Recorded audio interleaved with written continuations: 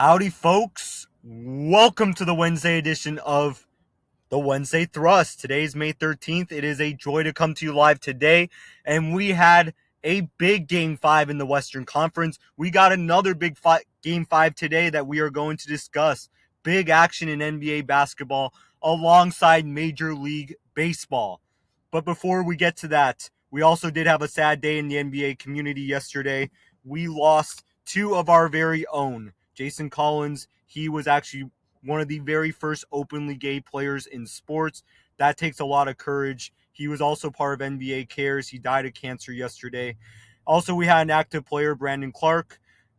Cause of death was not disclosed, but we did lose a great member of our community. We always want to remember as sports fans that those who entertain us, those who give so much to our community are humans just like the rest of us. They leave family and friends behind.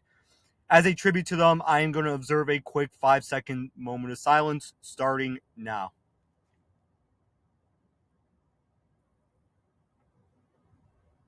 Thank you. On to the action. Yesterday, we went 2 for 5 here at Rocket Launch Sports Picks. Stephon Castle did turn the ball over more than 2.5 times as predicted. Terrence Shannon, a bit of a rough game. We'll go through that. He played about 17 minutes, but was 0 for 5 from the field. Shane McClanahan continued his scoreless inning streak.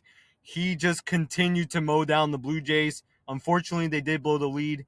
Well, the Rays didn't end up winning, but Shane McClanahan did not get the win in that one.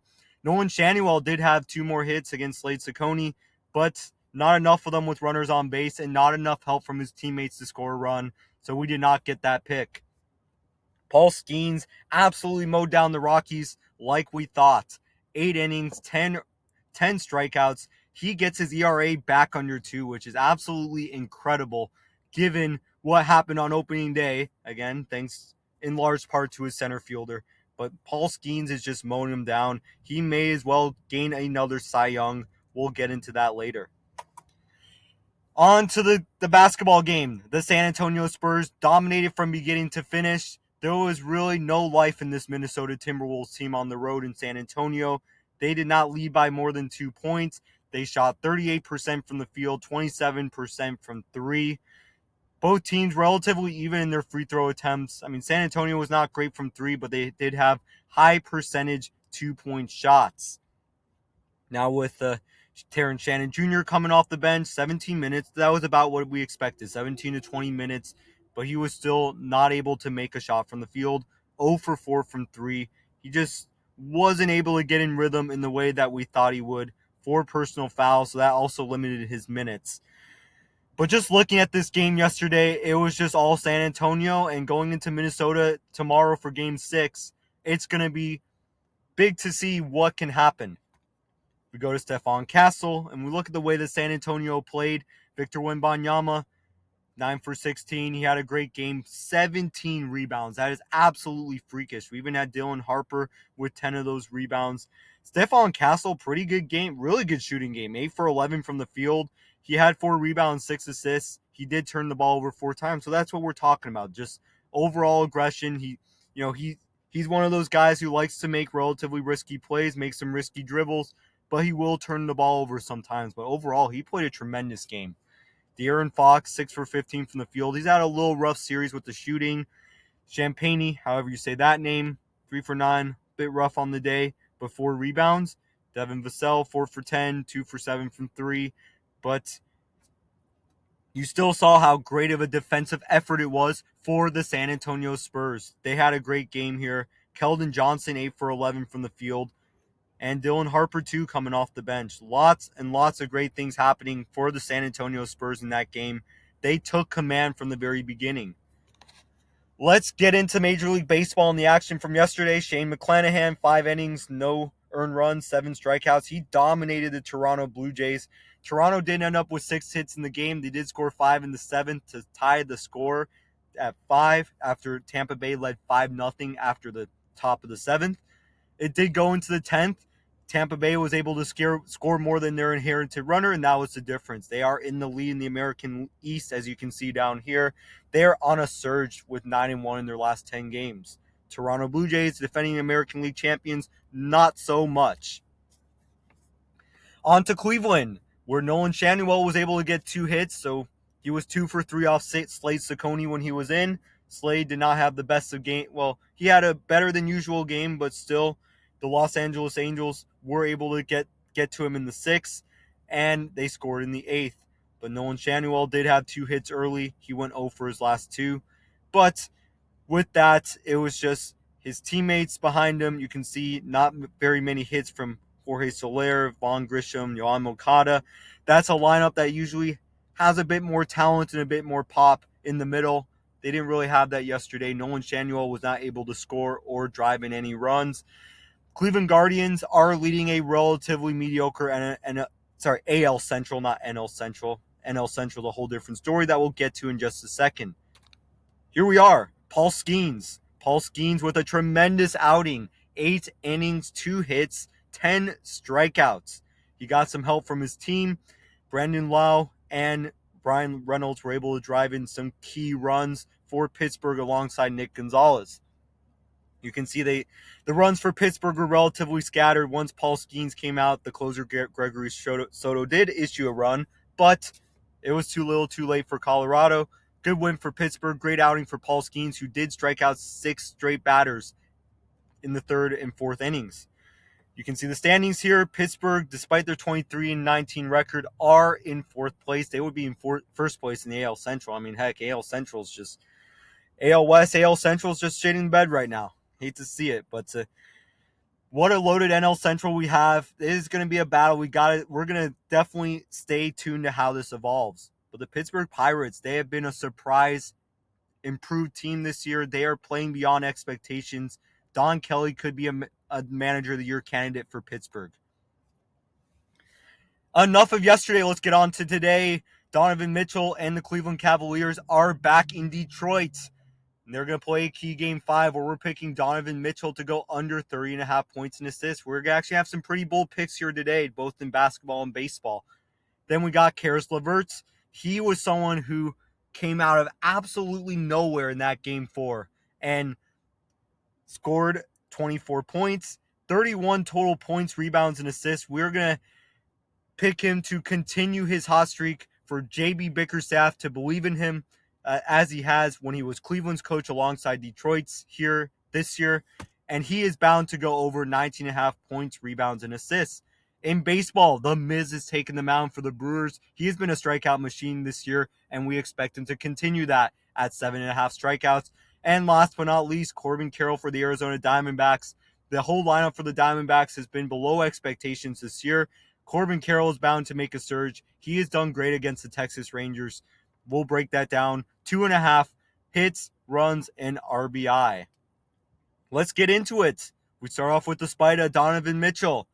He has gone under 30.5 points and assists in 6 of his last 10 games. You can see not the last 3, but in the first game of the series and throughout their last series against Toronto, he was a little bit iffy. He was playing below par. He's come alive in these last 3 games, but we're expecting him to regress closer to the level that he was at.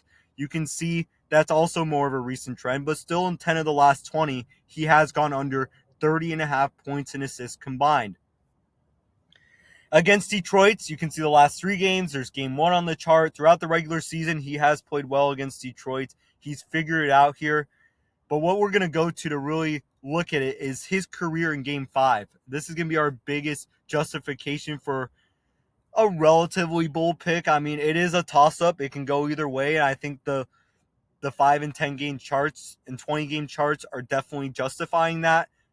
But look at his career postseason versus game 5. Now, rebounds are relatively the same. Assists a little bit down. But in game 5, his scoring average has gone down significantly. We can see some of his career in game 5s. He's gone 12 points, 21, 9, 28. He's had some solid games 5. He's gone over 30, and he's gone to 35, including in a series last year against the Indiana Pacers. But overall, he does take a lot of shots. He has up and down shooting nights in game 5s, but it's still below his regular season averages and his postseason averages. This is a big game 5 in Detroit. It's a 2-2 series. Donovan Mitchell in these situations has not been the best. And we expect that today he is going to regress, be below what he has done in the last 3 games. As we can see throughout the Toronto series, he was not that great. Let's go on to someone who came off Detroit's bench with absolute fire in Game 4, Caris LeVert. He is someone he's a veteran in the league, 10th year guy. He is expected to go over 19.5. Now, you can see on these charts, you would look at me and think, this is an absolute aberration, what he did in this Game 4. Because in absolutely none of his previous 9, and none of his previous 19, had he done over 19.5 points, rebounds, and assists. But he had 24 points, 4 rebounds, and 3 assists here in this Game 4. That was huge for them. Head-to-head, same kind of thing. He's never really done it much against Cleveland since he's left them and went to Detroit. But he did it in that Game 4. The biggest thing we're looking at to justify this pick is looking at his entire career. Now, you can see that he started off with Brooklyn, spent some time in Indianapolis, but he was also with J.B. Bickerstaff with the Cleveland Cavaliers for multiple seasons before coming to Detroit to rejoin J.B. Bickerstaff. And you can see that throughout his career.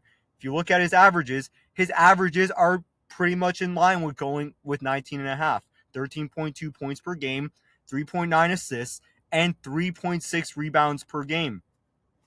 So we can see that when J.B. Bickerstaff needed a big boost in Game 4, he went to Caris LeVert. And at home here in Game 5, you got to imagine J.B. Bickerstaff wanting to bring him back in and give him significant minutes after his performance, just knowing that he has been a strong player in the league and he's played for the coach multiple seasons. That is going to be our justification for a relatively bold pick. One thing I didn't talk about on the last slide, look at the top left. It is a bold pick for the sports books. DraftKings got it plus 544. Fliff, Sleeper, all these sports books see this as a relatively bold pick. Yes, the charts show it.